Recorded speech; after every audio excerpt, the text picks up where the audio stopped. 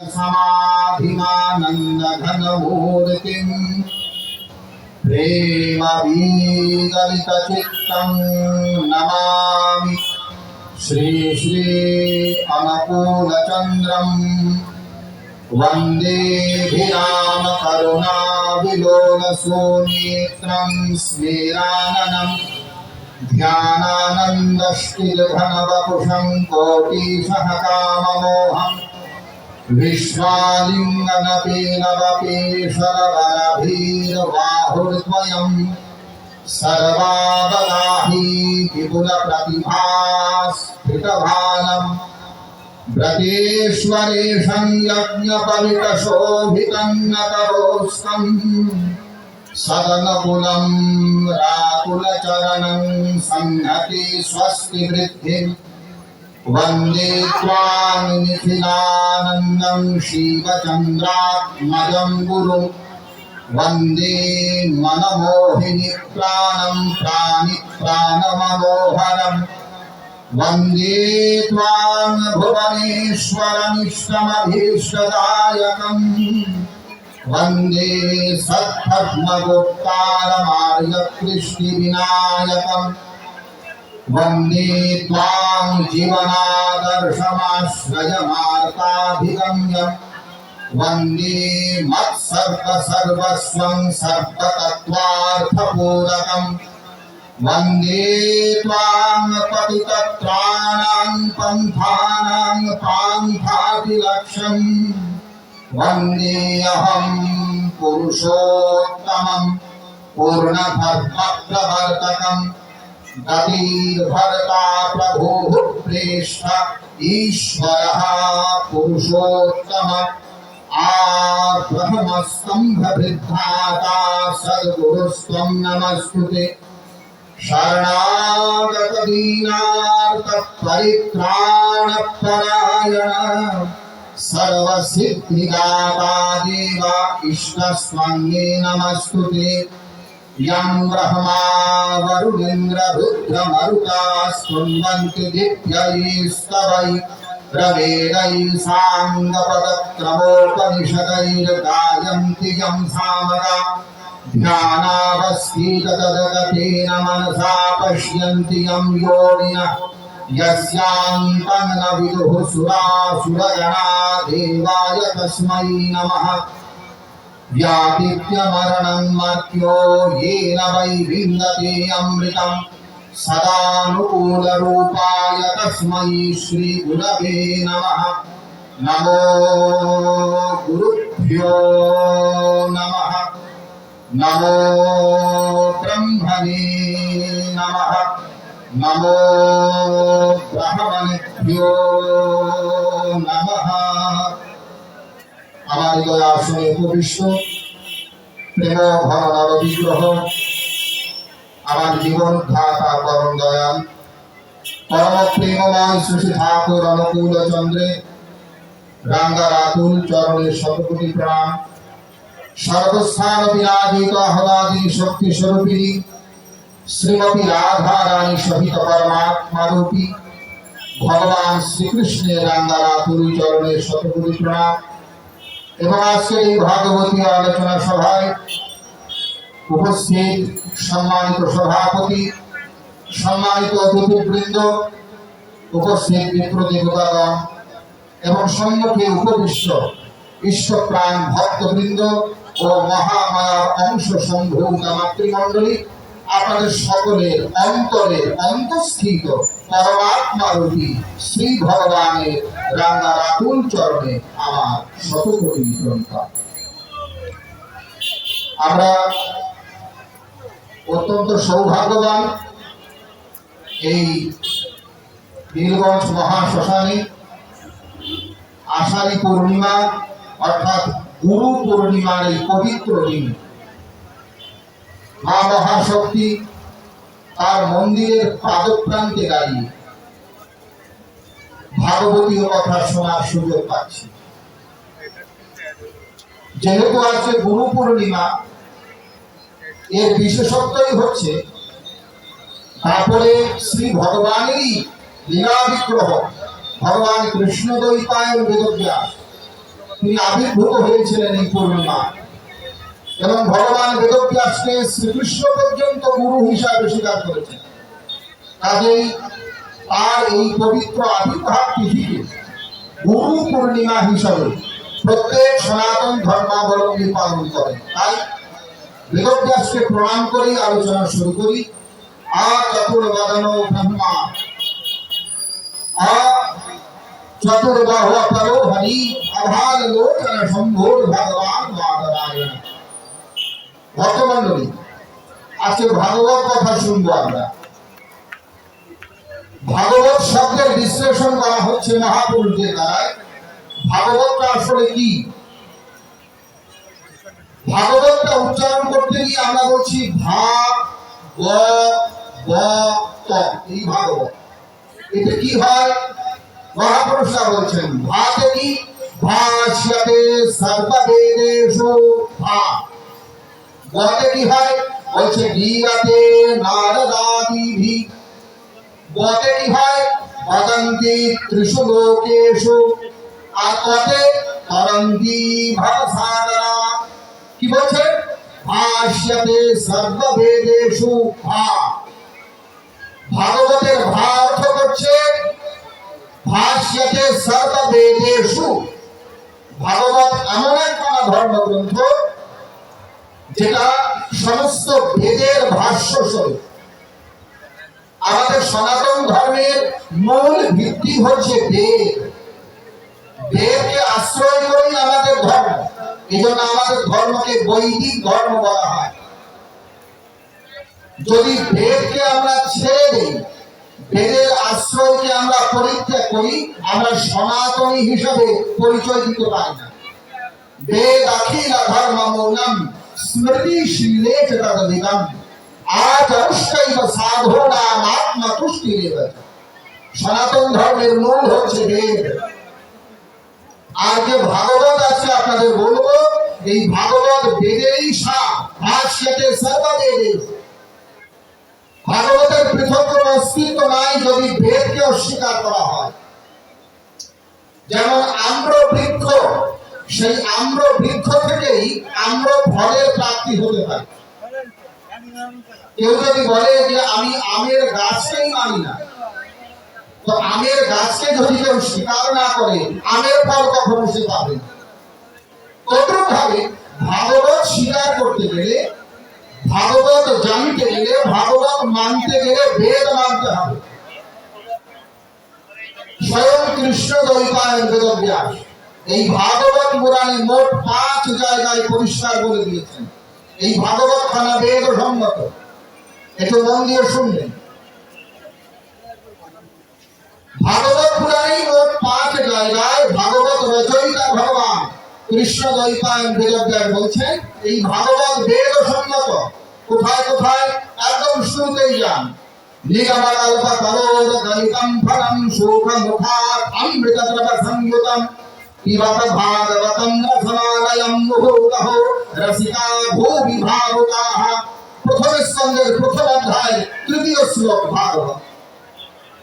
একদম শুরুতেই বেদব্যাস বলছেন এই ভাগবতের পরিচয়।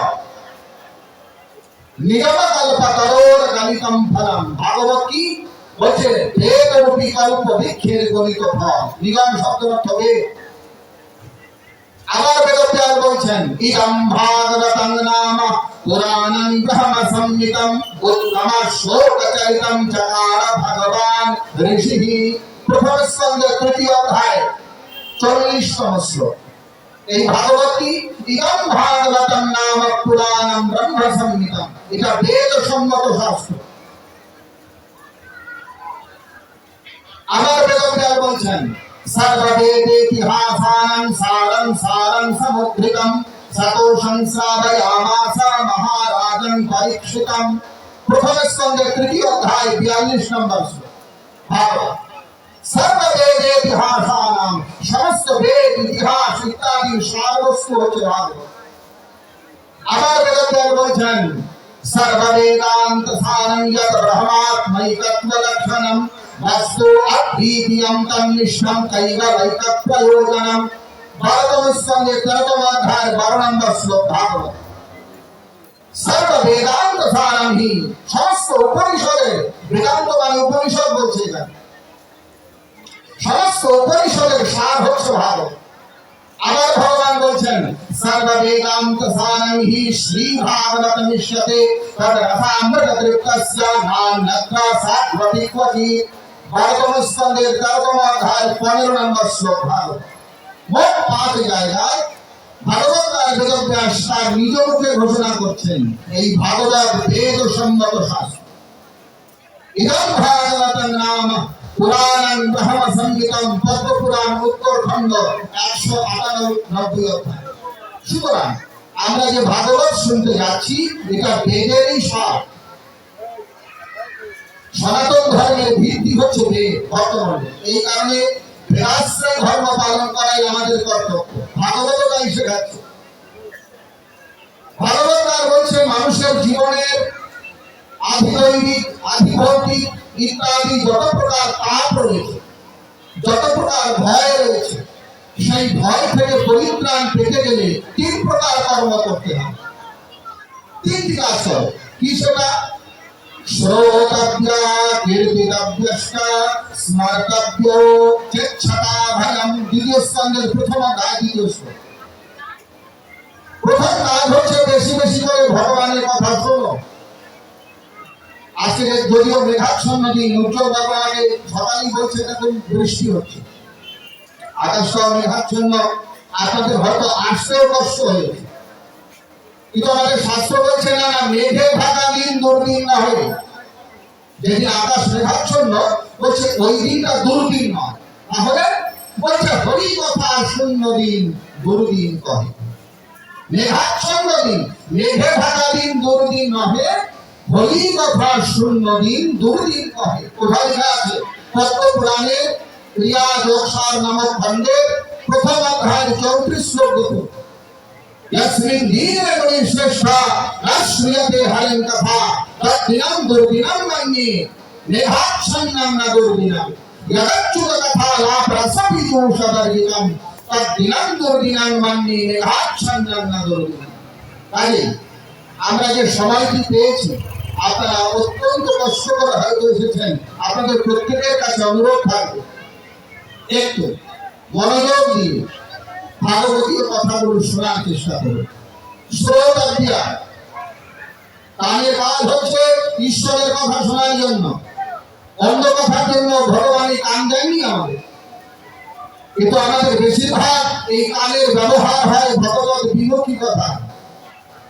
একদম বেদেই বলছে ভদ্রং কর্ণভিঃ শৃণুয়ামদেবাঃ ভদ্রং পশ্যমাক্ষভির্যায়ত্রাঃ স্থিরৈরঙ্গৈঃ সুষ্ঠুমাংসস্তনভির্যহেম দেবহিतं যদাयुः।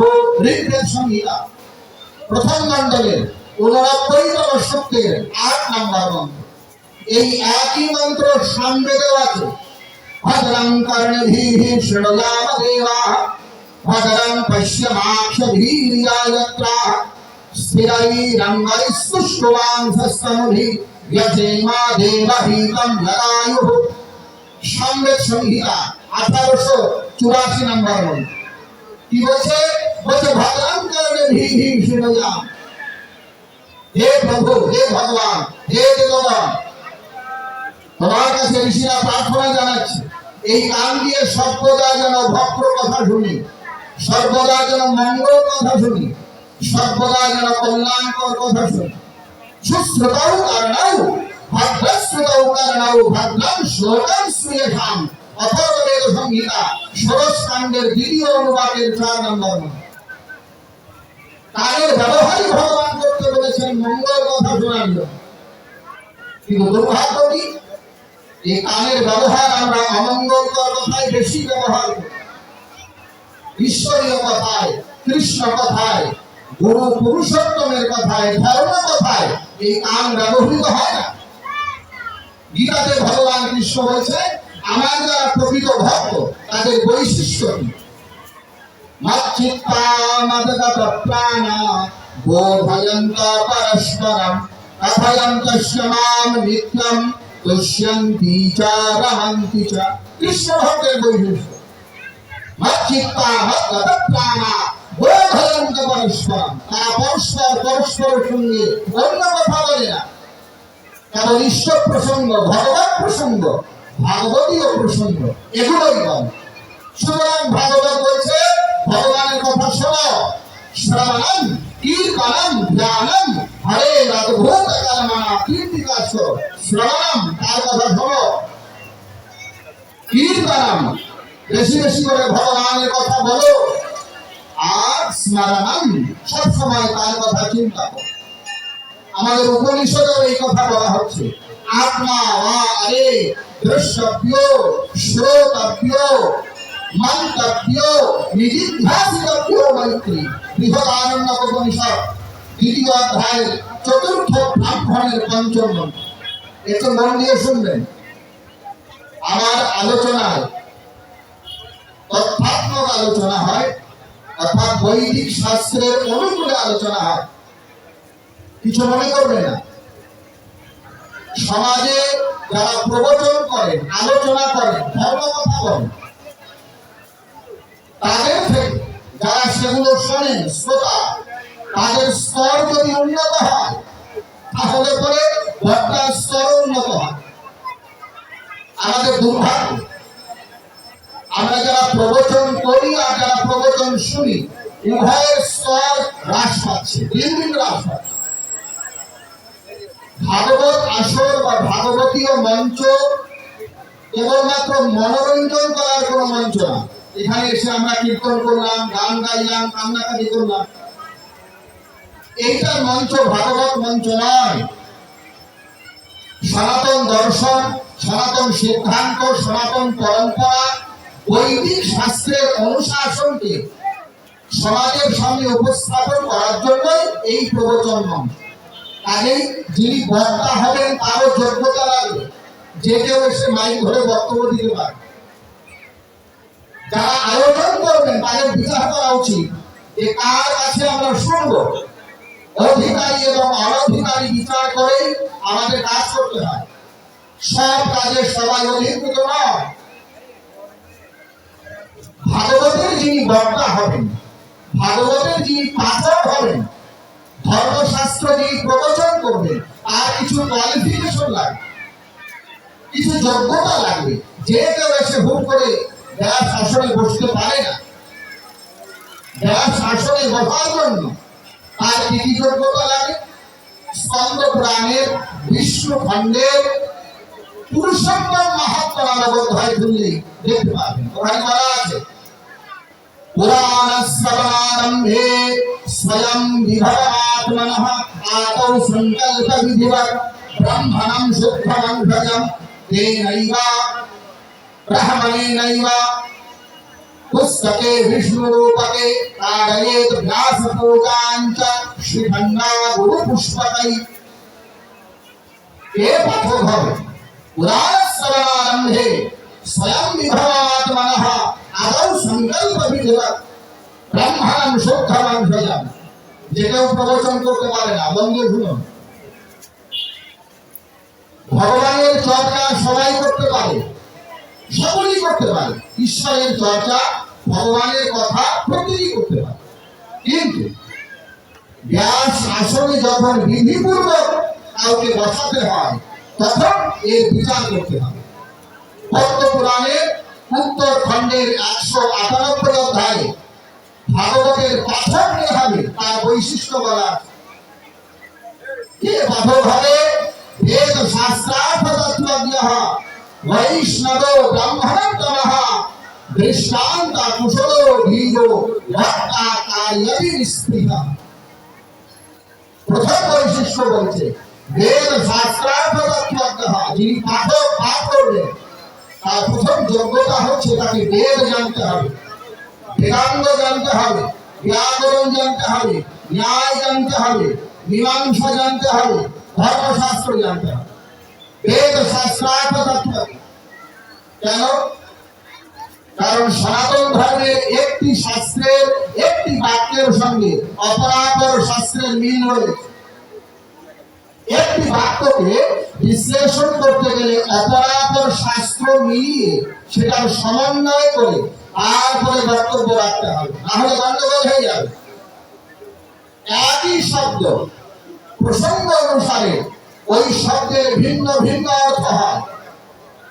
শব্দার্থ সম্বন্ধে যার জ্ঞান নাই, অভিধান সম্বন্ধে যার জানা নাই, সে অর্থ করতে পারবে না, অর্থের জায়গায় অনর্থ হয়ে যাবে।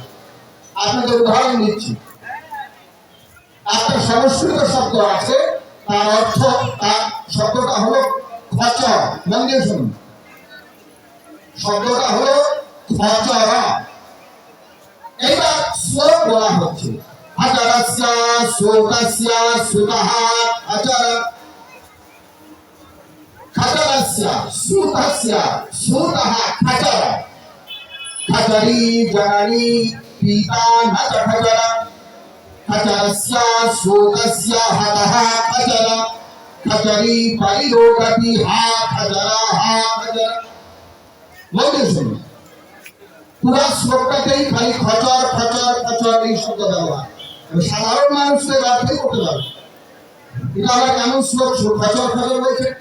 হ্যাঁ, এর অর্থ জানতে গেলে ব্যাকরণ জানতে হয়, শব্দার্থ জানতে হয়, শব্দকোষ। আমি উদাহরণস্বরূপ বলছি। তো খচর শব্দের একটা অর্থ হচ্ছে ভগবান সূর্য। সূর্যদেবের এক নাম হচ্ছে খচর। প্রথম লাইনে বলছে খচরস্য সুতস্য সুতঃ খচর, ভগবান সূর্যদেব খচরস্য সুতস্য তার সন্তান, তার ছেলে সূর্যপুত্র। আবার খচর শব্দের এক অর্থ হলো পবন, বাতাস। আবার খচর শব্দের এক অর্থ হচ্ছে রাক্ষস। আবার খচর শব্দের এক অর্থ হচ্ছে রাক্ষসী। আবার খচর শব্দের এক অর্থ হচ্ছে পাখি। এইবার এই শ্লোকটার অর্থ কি হবে? খচরস্য সুতস্য সুতঃ খচর, পবন দেবের পুত্র। মহাভারত যারা পড়েছেন আপনারা জানেন, পঞ্চ পাণ্ডব 5 ভাই ছিলেন। এই 5 ভাইয়ের প্রত্যেকটা ভাইয়ের জন্ম কোনো না কোনো দেবতার কৃপায় হয়েছে। কারো জন্ম সূর্যের কৃপায়, কারো জন্ম পবনের কৃপায়, এইরকম। তো মহাভারতের পঞ্চ পাণ্ডবের মধ্যে একজনের নাম ছিল ভীম।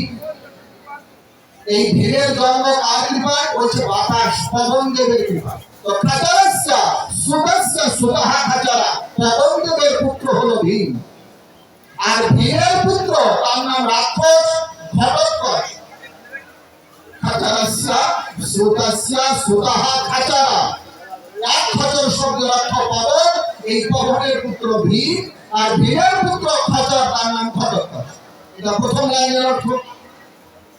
দ্বিতীয় লাইনটি বলে খচরি জননী পিতা ন চ খচর, এই ঘটোৎকচ নামক যে রাক্ষস, তার জননী, তার মায়ের নাম হলো রাক্ষসী হিড়িম্বা। খচরি জননী, এখানে খচরি মানে রাক্ষসী। আর পিতা ন চ খচর, যদিও রাক্ষসী পিতা, মা রাক্ষসী, বাবা কিন্তু রাক্ষসী। দ্বিতীয় লাইনটি বলছে খচরস্য সুতস্য হতঃ খচর, দ্বিতীয় খচর শব্দের অর্থ হলো সূর্য। পঞ্চ পাণ্ডবের বড় ভাই কর্ণ, এই কর্ণদেবের জন্ম হয়েছে সূর্যের কৃপায়। তো খচরস্য সুতঃ, দ্বিতীয় লাইনে খচর শব্দের অর্থ হলো সূর্য। সূর্যপুত্র কর্ণ, এই কর্ণ মারল কাকে? ভীমের পুত্র ঘটোৎকচ। আর তা দেখে খচরি পরিরোগতি, তার মা হিড়িম্বা কান্না করে বলছে, হা খচর হা খচর, হে আমার পুত্র, হে আমার পুত্র। উদাহরণটা কেন দিলাম? একই শব্দ এক একটা জায়গায় তার ভিন্ন ভিন্ন অর্থ হয়। এই কারণে শব্দার্থ জানতে হয়। বেদ শাস্ত্রার্থ তত্ত্বকে, ভাগবত পাঠককে বেদ শাস্ত্র জানতে হবে। বৈষ্ণব, ভগবানের ভক্ত হতে হবে, কেবল পণ্ডিতই হতে হবে না। তার ভিতরে ঈশ্বরের ভক্তি, ভগবানের প্রতি অনুরাগ, এগুলো থাকতে হবে।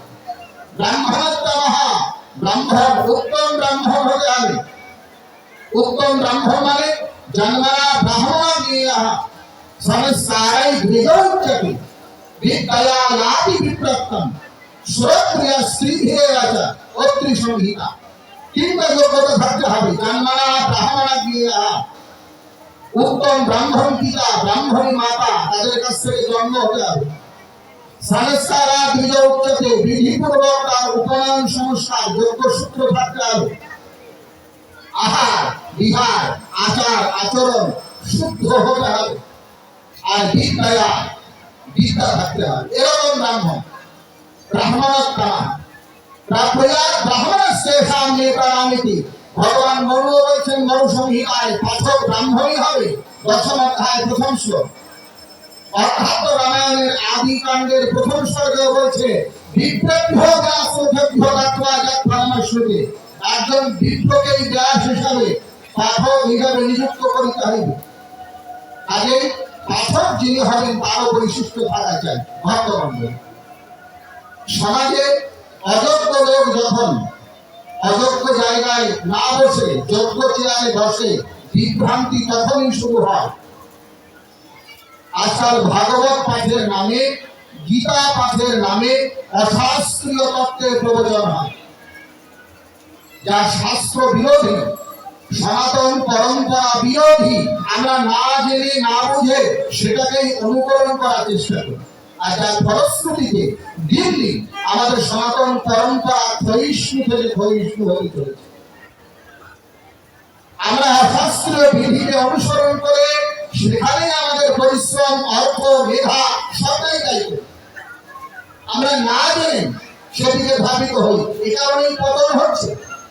ভগবান শ্রীমদ্ ভগবত গীতাতে বলছেন ইহা শাস্ত্র বিধি মুৎসৃজ্য বর্ততে কামকারতা না সিদ্ধিং প্রাপ্নোতি না সুখং না পরাং গতি তস্মাৎ শাস্ত্রং প্রমাণন্তে কার্যাকার্যাবস্থিতৌ যত্বা শাস্ত্র বিধানোক্তং কর্ম কর্তো বিহারসি।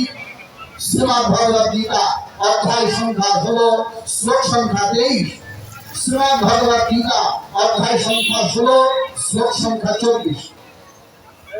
কি বলছেন ভগবান? ইহা শাস্ত্র বিধি মুৎসৃজ্য বর্ততে কামকার। দেখেন, আমরা বাংলাদেশে বসবাস করছি। এই বাংলাদেশে একটা সংবিধান আছে, একটা আইন ব্যবস্থা আছে। আমাদের এই দেশে বসবাস করতে গেলে এই দেশের সংবিধান, এই দেশের আইন ব্যবস্থাকে মেনে থাকতে হবে। আমি তখনই একজন সুনাগরিক হতে পারবো যখন আমার দেশের সংবিধান, আমার দেশের আইন ব্যবস্থার প্রতি আমার শ্রদ্ধা থাকবে, আমার আনুগত্য থাকবে। তদ্রূপভাবে ধর্ম জগতের সংবিধান আছে। আমরা যে ধর্ম চর্চা করব, ধর্ম আচরণ করব, সেটারও বিধান আছে। আমরা ইচ্ছা করে কিছু ধর্ম বলে চালিয়ে দিতে পারি না। আমরা ইচ্ছা করে কিছুকে ভজন হিসেবে চালিয়ে দিতে পারি না। এই কারণে ভগবান কৃষ্ণ গীতায় বলছেন যাহা শাস্ত্র বিধি মুৎসৃজ্য বর্ততে কামকার। যারা শাস্ত্রীয় বিধিকে লঙ্ঘন করে নিজের ইচ্ছা মতো স্বেচ্ছাচারী হয়ে কর্ম করে, তো নাসা সিদ্ধিং প্রাপ্নোতি। আর সেই অশাস্ত্রীয় কর্মের দ্বারা কোনো সিদ্ধি হয় না। না সুখং, তার সুখ প্রাপ্তিও হয় না। না পরাং গতি, মৃত্যুর পরে তার কোনো উৎকৃষ্ট গতিও হয় না। অতএব তস্মাৎ শাস্ত্রং প্রমাণন্তে কার্যাকার্য ব্যবস্থিত। আমাদের কোন পথে চলা উচিত, আমার কি মেনে চলা উচিত, কোনটি বর্জন করা উচিত, এর প্রমাণ হলো শাস্ত্র। কোন ব্যক্তি বিশেষের মতবাদ সনাতন মতবাদ হতে পারে না। এদিকে মন দিয়ে শুনুন। সনাতন ধর্ম কোন ব্যক্তি বিশেষের দ্বারা নির্মিত ধর্ম নহে। সনাতন ধর্ম কোন গোষ্ঠীর দ্বারা নির্মিত ধর্ম নহে। সনাতন ধর্ম কোন বুদ্ধিজীবী, কোন মেধাবী, কোন পণ্ডিত, কোন মহাপুরুষের দ্বারা প্রবর্তিত নয়। তাহলে না, সনাতন ধর্মের কোন প্রবর্তক নাই। গৌতম বুদ্ধ বৌদ্ধ ধর্মের প্রবর্তনা করলেন, জিসাস ক্রাইস্ট খ্রিস্ট ধর্মের প্রবর্তনা করলেন, ইত্যাদি ইত্যাদি। কিন্তু আমরা যে সনাতন ধর্মের অনুসারী, যাকে বৈদিক ধর্ম বলে, যাকে আর্য ধর্ম বলে, যাকে হিন্দু ধর্ম বলে, এই হিন্দু, বৈদিক, আর্য, সনাতন ধর্ম কোন মানুষের নির্মিত ধর্ম নয়। ভাগবত মহাপুরাণের 2 জায়গায় এবং শ্রীমদ্ ভগবত গীতার এক জায়গায় পরিষ্কার ভাবে বলা আছে